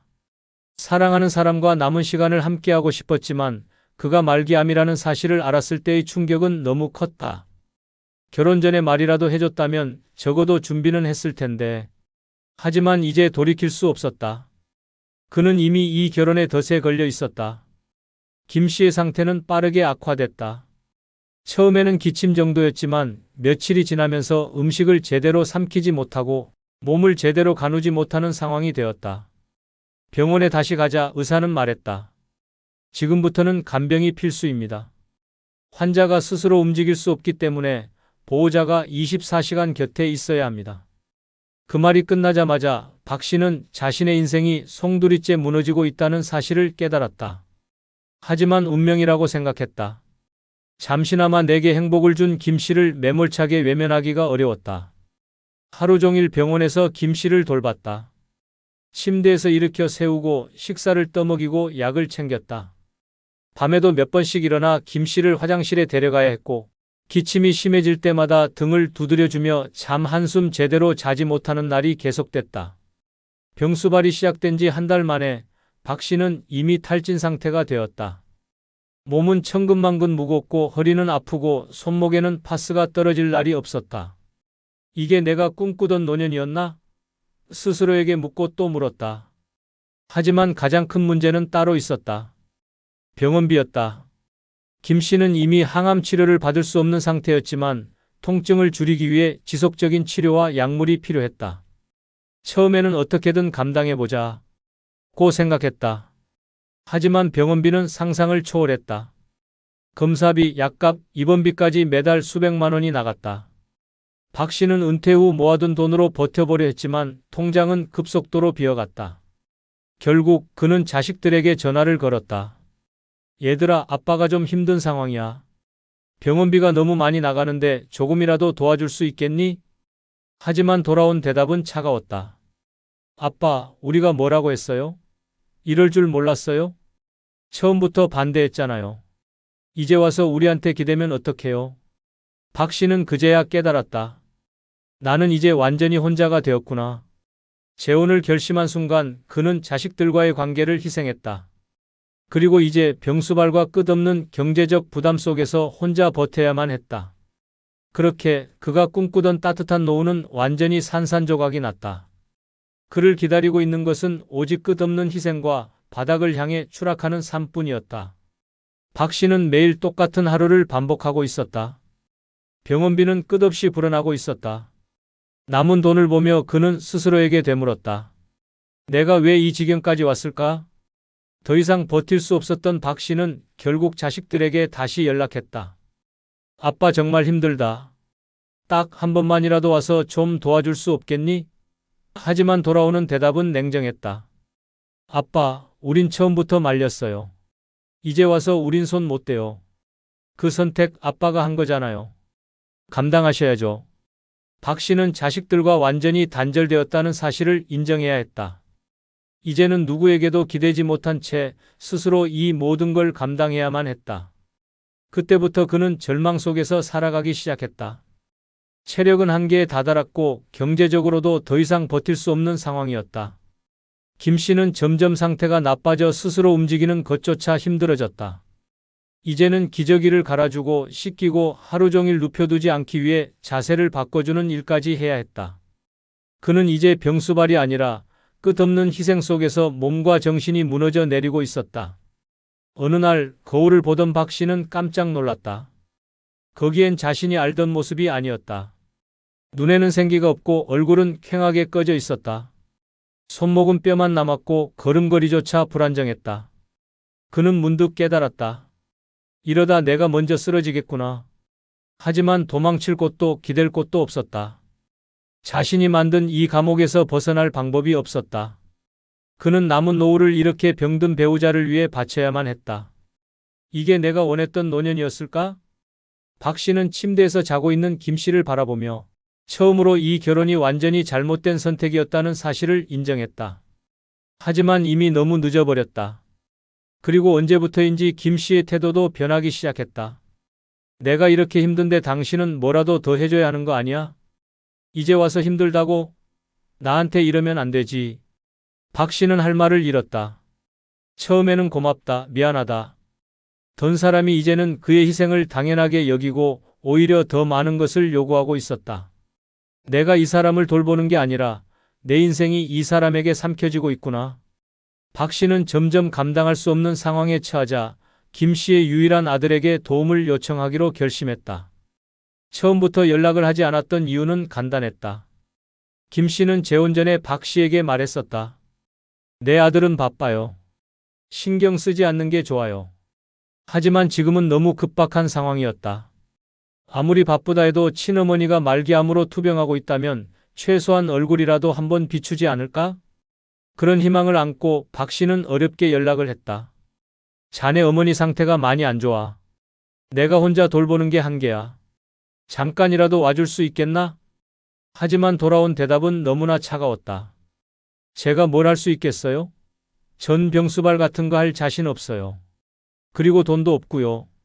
솔직히 우리 사이에 정이 있는 것도 아니고 어차피 결혼하면서 아저씨가 책임지기로 한 거잖아요. 박 씨는 말문이 막혔다.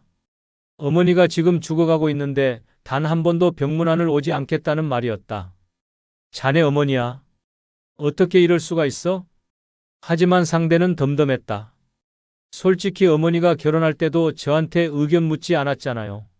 전 그냥 제 삶 살고 싶어요. 그제야 박 씨는 깨달았다. 김 씨의 자식은 처음부터 아무 관심이 없었다. 그리고 이 모든 병수발과 희생은 고스란히 자신의 몫이 되었다. 박 씨는 깊이 생각한 끝에 결국 결심을 했다. 이제는 끝을 내야 한다. 그는 김 씨에게 조심스럽게 말했다. 이제 나도 더 이상 감당할 수 없어. 병원에서 남은 치료를 받는 게 어떻겠어? 하지만 김 씨는 격하게 반응했다. 당신이 나를 버리겠다는 거야? 끝까지 책임지겠다고 해놓고 이제 와서 나를 떠난다고? 박 씨는 그제야 깨달았다. 이 사람은 처음부터 내 희생을 당연하게 생각했던 거구나. 그날 밤 그는 깊은 고민 끝에 이혼을 결심했다. 처음부터 반대했던 자식들에게 어렵게 연락을 했다. 아빠, 결국 이렇게 될 줄 알았어요. 지금이라도 늦지 않았으니까 빨리 정리하세요. 자식들은 이혼 소송을 도와줄 변호사까지 직접 찾아주었다. 그리고 몇 개월 후 법원에서 이혼이 성사되었다. 박 씨는 마침내 그 감옥에서 벗어났다. 하지만 잃은 것은 너무 많았다. 건강, 돈, 자식들과의 신뢰, 그리고 노년의 평온. 그는 다시 혼자가 되었지만 이제는 과거의 자신이 아니었다. 그는 병든 몸과 빈 지갑을 가진 채 노후를 다시 시작해야만 했다. 그가 깨달은 것은 단 하나였다. 노년의 재혼은 새로운 행복이 아니라 끝없는 희생이 될 수도 있다. 그는 더 이상 후회하고 싶지 않았다. 이제 남은 삶은 오직 자기 자신을 위해 살아가기로 결심했다. 끝으로 구독과 좋아요 부탁드립니다. 다음에 더 좋은 영상으로 뵙겠습니다.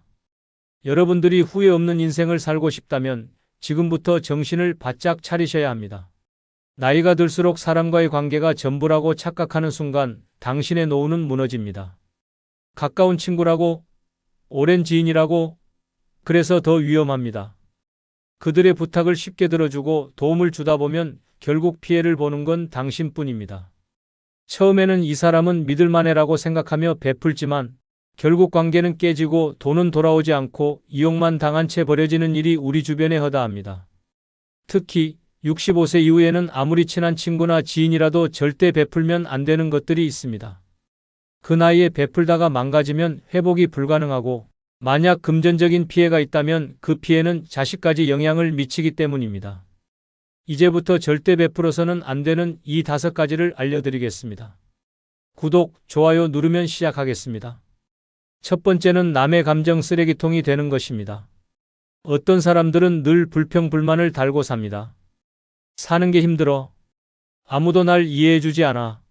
운이 지독히도 없네. 이런 말들을 습관처럼 쏟아내며 주변 사람들에게 감정을 떠넘깁니다. 처음에는 안쓰러운 마음에 위로해주고 조용히 들어줍니다. 하지만 이것이 한두 번이 아닙니다. 상대방은 점점 더 깊숙이 자신의 감정을 털어놓고 결국 당신을 감정 쓰레기통처럼 취급하기 시작합니다. 시간이 지나면서 패턴은 반복됩니다. 전화가 오면 1시간 넘게 하소연만 듣고 만나면 온갖 부정적인 이야기들만 가득합니다. 듣고 나면 마음이 무거워지고 기운이 빠집니다. 상대방은 자신이 가벼워지는 대신 당신에게 모든 감정을 떠넘깁니다. 그들의 스트레스를 대신 받아주다 보면 어느새 당신의 삶에도 우울함과 피로가 쌓입니다. 더 큰 문제는 이런 사람들은 절대 변하지 않는다는 점입니다. 아무리 조언해주고 위로해줘도 그들은 늘 똑같습니다. 그래도 내가 내 이야기를 들어주니까 너무 좋아. 라고 하며 자신이 해결해야 할 문제를 계속 떠넘깁니다. 심지어 당신이 피곤하다고 말하면 넌 내 얘기 듣는 게 그렇게 힘들어? 라며 서운해하기까지 합니다. 결국 당신은 상대방을 달래느라 점점 더 지쳐갑니다. 노후에는 더 이상 타인의 감정 쓰레기통이 되어선 안 됩니다. 인생을 살 만큼 살았고 이제는 남의 감정을 받아주는 것이 아니라 오직 내 감정을 지키며 살아야 합니다. 주변에 늘 부정적인 이야기만 늘어놓는 사람이 있다면 과감히 거리를 두는 것이 정답입니다. 다정하게 들어주는 것이 미덕이 아닙니다. 필요할 때는 선을 긋고 이제 그만하자라고 단호하게 말해야 합니다. 나이가 들수록 나의 감정을 보호하는 것이 가장 중요합니다. 감정 쓰레기통이 되는 순간 당신의 행복은 끝나기 때문입니다. 이제는 남이 아니라 나를 위해 살아야 할 때입니다.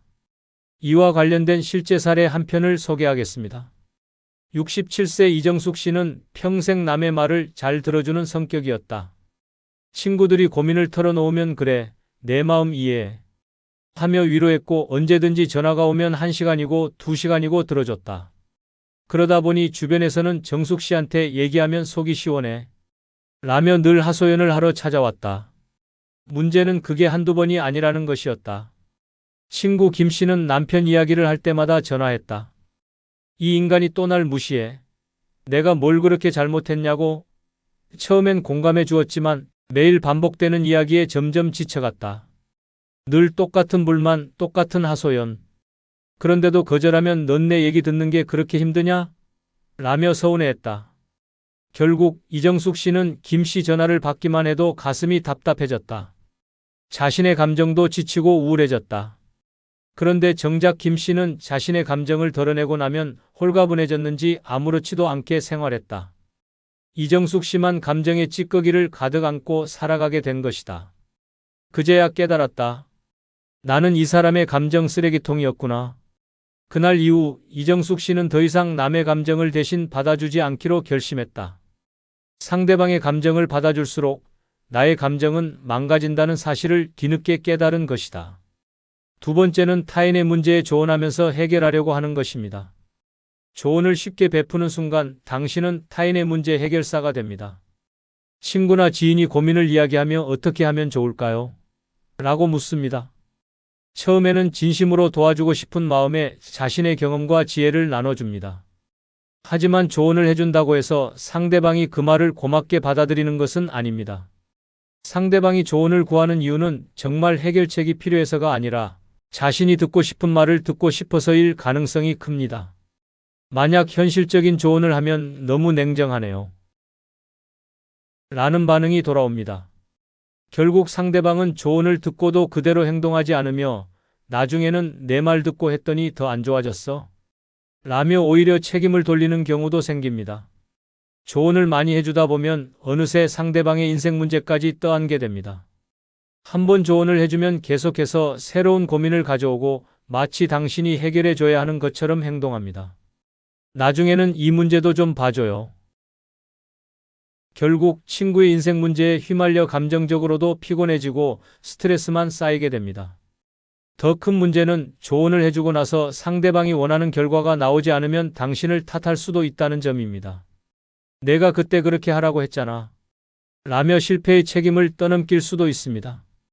결국 처음에는 도와주려 했지만 나중에는 억울한 상황이 벌어질 가능성이 큽니다. 노년의 조언을 쉽게 베풀면 자신의 정신적인 에너지를 소모하게 됩니다. 더 이상 타인의 인생을 대신 살아줄 필요가 없습니다. 자신의 삶을 살아가기도 벅찬데 남의 고민까지 떠안는 것은 이제 그만해야 합니다. 가까운 친구라도 조언을 구하면 가볍게 웃으며 그건 내가 결정할 문제야. 라고 선을 긋는 것이 좋습니다. 타인의 인생에 개입하는 순간 당신의 평온한 노후는 사라집니다. 누구도 대신 살아줄 수 없듯이 조언도 함부로 베풀어서는 안 됩니다.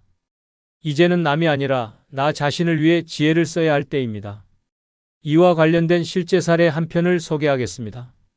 68세 김 씨는 주변에서 형님이 경험 많으시니까 한마디만 해줘요.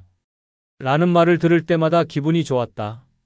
오랜 친구들에게 조언을 해주는 것이 당연했고 나이 들수록 그래도 내가 살아온 세월이 있으니 라는 생각에 더욱 적극적으로 의견을 내놓았다. 어느 날 친구 박 씨가 고민을 털어놨다. 우리 아들이 가게를 차리려 하는데 요즘 장사가 될까? 김 씨는 고민 없이 말했다. 무조건 해봐야지. 요즘은 소자본 창업이 대세야. 박 씨는 김 씨의 말을 믿고 아들에게 적극적으로 권했다. 하지만 몇 달 후 박 씨는 망했어. 대출까지 받아서 시작했는데 적자가 쌓이고 있어. 라며 한숨을 쉬었다. 김 씨는 미안한 마음이 들었다. 그런데 박 씨는 점점 형님이 해보라고 했잖아. 라며 원망 섞인 말을 하기 시작했다. 김 씨는 처음엔 당황했지만 곧 깨달았다. 조언은 쉽게 했지만 그 결과는 결코 가볍지 않다는 것을. 그 후로 김 씨는 남의 문제에 쉽게 개입하지 않기로 결심했다. 조언을 해주는 순간 상대방은 그것을 책임 있는 답변으로 받아들이고 실패했을 때는 그 책임을 떠넘기기도 한다. 결국 타인의 인생에 쉽게 의견을 내는 것은 위험한 일이라는 걸 깨달은 것이다. 세 번째는 다른 사람의 일을 대신해주는 것입니다.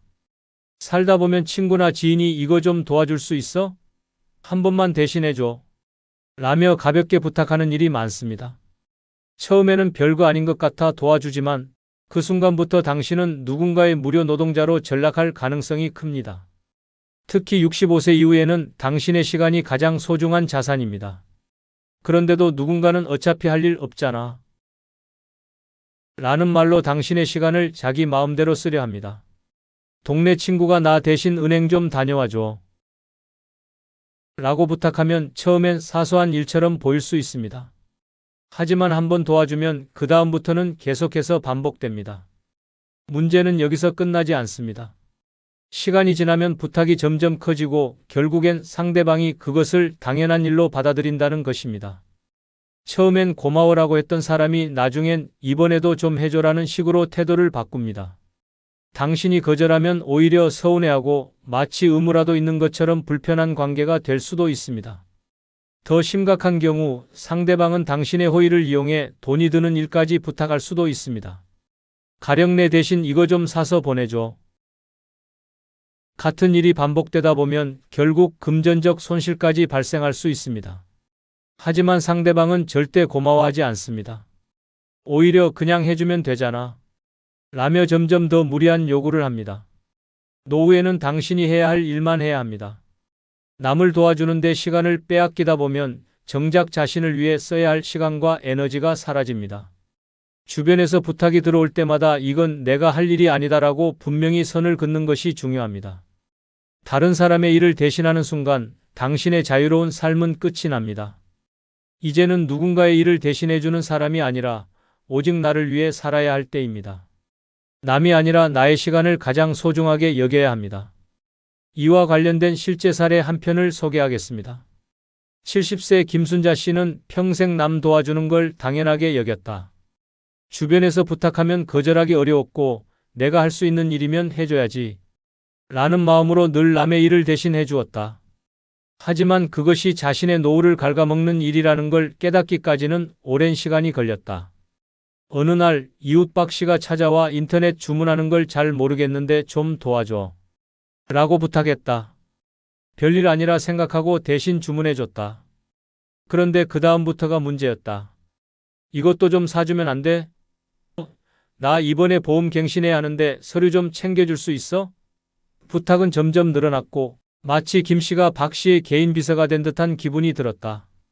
처음엔 사소한 도움이라 생각했지만 점점 박 씨의 태도가 변했다. 지난번에도 도와줬잖아? 라며 당연하게 요구하기 시작했다. 거절하려고 하면 그럼 내가 누구한테 부탁해? 라며 불편한 기색을 보였다. 결국 김 씨는 남을 돕느라 자신이 해야 할 일은 뒤로 밀려났고 노후의 소중한 시간이 점점 사라지고 있었다. 그제야 깨달았다. 남의 일을 대신해주는 순간 내 삶은 내 것이 아니게 된다. 김 씨는 결국 박 씨에게 앞으로는 직접 배우는 게 좋을 것 같아 라며 단호하게 선을 그었다.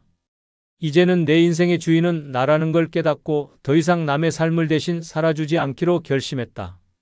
네 번째는 사람을 믿고 작은 돈이라도 쉽게 빌려주는 것입니다. 네 번째는 사람을 믿고 작은 돈이라도 쉽게 빌려주는 것입니다. 돈을 빌려주는 순간 친구와의 관계는 더 이상 예전 같을 수 없습니다. 아무리 가까운 사이라도 돈이 오가면 그 관계는 친구가 아닌 채권자와 채무자로 변합니다. 처음에는 고맙다 라고 말하며 미안해하던 사람이 시간이 지나면서 점점 태도가 변합니다. 조금만 더 기다려줘 라는 말이 반복되고 어느 순간 연락이 뜸해지더니 결국엔 아예 잠수를 타는 경우도 허다합니다. 돈을 빌려줬을 때 가장 큰 문제는 단순한 금전 손실이 아니라 배신감과 후회입니다. 65세 이후에는 다시 돈을 벌 기회가 많지 않습니다. 젊을 때 한번 잃어도 다시 회복할 가능성이 있지만 은퇴 후에는 잃은 돈을 채울 방법이 거의 없습니다. 친구가 돈을 빌리러 온다는 것은 이미 그 사람도 경제적으로 어려운 상태라는 뜻입니다. 돌려받지 못할 가능성이 크다는 걸 의미합니다. 결국 상대방도 갚을 능력이 없는 돈을 빌리는 것이며 시간이 지날수록 변명만 늘어날 뿐입니다. 작은 돈이라도 빌려주면 인간관계도 변합니다. 처음엔 돕겠다는 마음으로 빌려줬지만 시간이 지나면서 빌린 사람은 미안한 감정보다 부담감이 커집니다. 그러면서 점점 멀어지고 결국에는 관계를 끊어버리기도 합니다. 돈이 얽히는 순간 평생 이어온 인연도 한순간에 무너질 수 있습니다. 가장 현명한 방법은 애초에 돈을 빌려주지 않는 것입니다. 친구가 급하다고 호소해도 나도 여유가 없다 며 단호하게 거절해야 합니다. 만약 정말 도와주고 싶다면 빌려주는 것이 아니라 그냥 줄 수 있는 만큼만 주는 것이 최선입니다. 하지만 그것조차도 조심해야 합니다. 한번 도와주면 다음에도 또 부탁할 가능성이 높아지기 때문입니다. 돈이 들어간 관계는 더 이상 순수한 친구 관계가 아닙니다. 65세 이후에는 내 돈을 지키는 것이 곧 내 노후를 지키는 길입니다. 아무리 가까운 친구라도 절대 작은 돈이라도 쉽게 빌려주는 일은 없어야 합니다. 이와 관련된 실제 사례 한 편을 소개하겠습니다. 70세 이경자 씨는 평생 사람을 믿고 살아왔다. 가까운 친구가 어려움을 호소하면 이 정도는 도와줘야지 라는 생각으로 선뜻 손을 내밀었다. 하지만 작은 돈이라도 쉽게 빌려주는 것이 얼마나 위험한 일인지 깨닫게 된 건 너무 늦은 후였다. 오랜 친구 박 씨가 다급하게 찾아왔다. 이번 달 생활비가 좀 부족해서 그러는데 50만 원만 빌려주면 안 될까? 이 씨는 큰 돈도 아니고 한 달이면 갚겠다는 말에 흔쾌히 돈을 건넸다. 하지만 한 달이 지나도 돈은 돌아오지 않았다. 조심스럽게 연락했더니 다음 달엔 꼭 갚을게 라는 대답만 돌아왔다. 몇 개월이 지나자 박 씨는 점점 연락을 피하기 시작했다. 결국 돈은 받지도 못하고 평생 알고 지낸 친구와의 관계까지 깨져버렸다. 더 충격적인 건 박 씨가 다른 친구들에게도 같은 방식으로 돈을 빌려 다녔다는 사실이었다. 그제야 깨달았다. 작은 돈이라도 빌려주는 순간 돈뿐만 아니라 신뢰도 함께 잃게 된다. 이경자 씨는 뒤늦게 후회하며 다짐했다. 앞으로는 절대 돈을 쉽게 빌려주지 않겠다. 내 노후를 지키는 것이 더 중요하다. 5번째는 자신의 시간을 쉽게 내어주는 것입니다. 친구나 지인이 시간 좀 내줄 수 있어요? 라며 부탁하는 일이 많아집니다. 처음에는 작은 부탁처럼 보입니다. 병원 갈 때 좀 데려다 줄 수 있어요? 서류 좀 대신 내줄 수 있어요? 집안일 좀 도와줄 수 있어요? 같은 요청을 몇 번 들어주다 보면 상대방은 점점 더 많은 것을 요구하기 시작합니다. 시간을 베푸는 순간 상대방은 그것을 당연하게 여깁니다. 이 정도는 해줄 수 있는 거 아니야? 라는 태도로 변하면서 점점 더 무리한 부탁을 하게 됩니다. 처음에는 간단한 심부름이었지만 나중에는 한 달만 도와달라 는 식으로 부담이 커집니다. 시간이 갈수록 부탁은 끝이 없고 거절하면 오히려 서운하다는 반응을 보입니다. 결국 자신의 시간을 잃고 마음의 짐까지 떠안게 됩니다. 노후에는 남을 위해 희생할 시간이 없습니다. 젊었을 때는 어쩔 수 없이 가족과 일, 사회적인 관계에 시간을 써야 했지만 이제는 온전히 자신을 위해 시간을 써야 할 때입니다. 누구를 위해 시간을 내주기보다는 그 시간을 스스로 즐기고 행복을 찾는 것이 더 중요합니다. 나도 바쁩니다. 라는 말을 입에 달고 살아야 합니다. 시간이 많아 보인다고 해서 쉽게 내주면 결국 나를 위해 쓸 시간은 사라집니다. 상대방이 서운해할까봐 거절하지 못하는 사람들이 많습니다. 하지만 거절하지 못하면 점점 더 많은 요구가 들어옵니다. 한 번 시간을 내주면 다음번에는 더 큰 부탁이 이어집니다. 그리고 거절하는 순간 오히려 예전에는 잘 해주더니 왜 이젠 안 해줘요? 라며 원망을 듣는 경우도 생깁니다. 결국 처음에는 도움을 줬지만 나중에는 관계까지 틀어지는 상황이 벌어집니다. 노년의 시간은 무엇보다 소중합니다. 젊었을 때는 일과 가족을 위해 시간을 바쳤지만 이제는 자신을 위해 남은 시간을 써야 합니다. 무조건적인 희생은 결국 후회로 돌아옵니다. 아무리 가까운 사이라도 자신의 시간을 쉽게 내주는 것은 피해야 합니다. 노후에는 무엇보다 내 시간이 가장 소중하다 는 생각을 가져야 합니다. 65세 이후에는 아무리 친한 친구나 지인이라도 함부로 베풀어서는 안 됩니다. 한번 베풀기 시작하면 상대방은 그것을 당연하게 여기고 점점 더 많은 것을 요구하게 됩니다. 처음에는 작은 부탁이었지만 결국에는 시간, 돈, 감정까지 소모하며 스스로를 희생하게 되는 상황이 벌어집니다. 오랜 인연인데 이 정도는 해줘야 하지 않을까? 라는 생각이 들 수 있습니다. 하지만 노후는 더 이상 타인을 위해 사는 시간이 아닙니다.